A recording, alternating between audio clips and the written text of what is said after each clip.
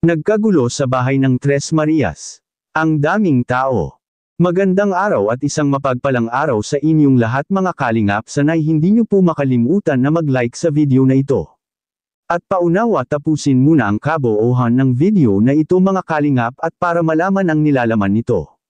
At maraming salamat po mga kalingap sa pagpatuloy na pagsuporta. At paki-subscribe po mga kalingap kay Kuya Val Santos Matubang at kay Ate Edna Vlogs at Kalingap Rab, maraming salamat po. Nagkagulo sa bahay ng Tres Marias. Ang daming tao. Pero bago yun mga kalingap ay pag-usapan muna natin ang munting pangarap ng Tres Marias na kung saan malapit na itong matupad dahil sa nalalapit na paglipat ng Tres Marias mga kalingap ay malapit na talaga nila na makamit ang munting pangarap nila sa buhay. Sila man ay hindi inaakala na magkaroon sila ng magandang pabahay na kung saan ito na talaga ang maging tahanan nila at permanente na talaga ito. Sa kabila ng mga pagsubok na dumating sa magkapatid na mahiyain, na natili pa rin silang matatag at patuloy na hinaharap ang mga suliranin nila sa buhay. May kapansin-pansin sa Tres Marias na kung saan palagi na naman silang hindi pumapasok sa paaralan. Baka nakaranas na naman ito ng paambubuli sa kanilang pinag-aralan ngayon. Kaya minabuti na talagang mapadali na ang paglipat nila sa bagong bahay nila at para bagong pag-asa at bagong buhay na naman ang haharapin nila doon. Ayon sa mga eksperto mga kalingap ay makakatulong anya ang bagong bahay nila ngayon dahil marami na anya silang kapitbahay doon at makakatulong anya ito mga kalingap para sa kanilang tatlo.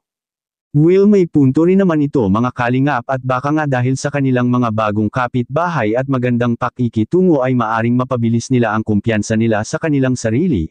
Ang pambubuli kasi sa kanila ang pinakadahilan mga kalingap kung bakit sila nawalan ng self-confident at kaya ganoon na lang sila mahihiya, at sa kabilang dako naman mga kalingap. Nagkagulo sa bahay ng Tres Marias. Yan ang ating makikita sa video.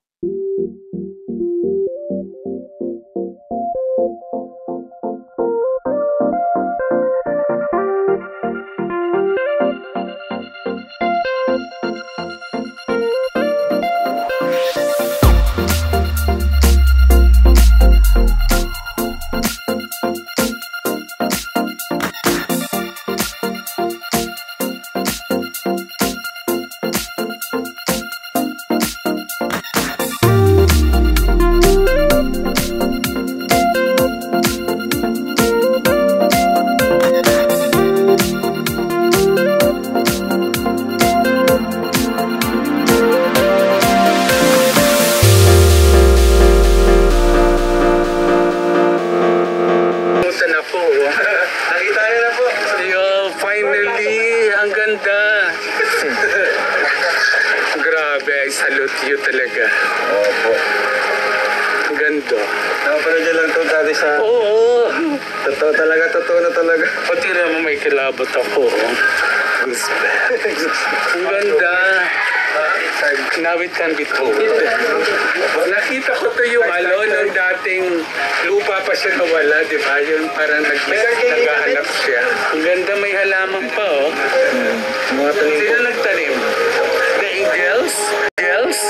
Yung isa sa angel, nakita ko na gano'n. Pintura po. Ito sa Jaja, Bianchi. Wow, ang card nito, card. Talaga ang susi. Pang mayaman. May pang mayaman, ah.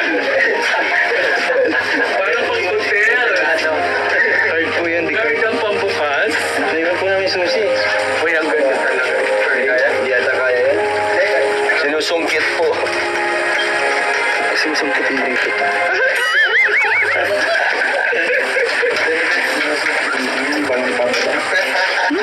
My baby. May concert daw kasi sila. Gusto niya kasama ang Hatibis. Talaga po. Sige po. Yes, talagang bagay yan lang kasi. Sige po, ano yan?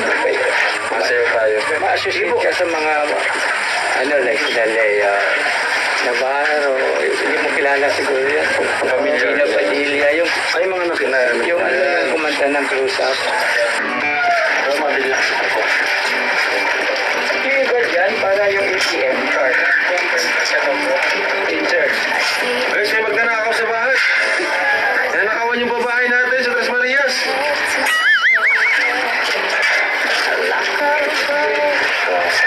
Magaling si Super JR talaga. Hindi man nanakawan. Tingnan mo naman. Lalo na sa likod. Tingnan nyo naman, guys. Malalim. Ayun. Uy, paano yan? Ano? Si Bessie. Si Bessie.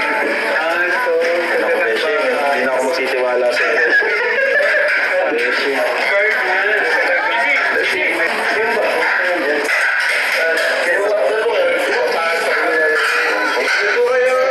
Bisita natin from ABS-CBN and GMA. Tuloy pa tayo dito. Ito, nagkakasal mo. Oh my God! Ito lang po yung kaya ng budget ko. Well, I'm so honored. Uy, ang ganda at least, di ba? Kumikita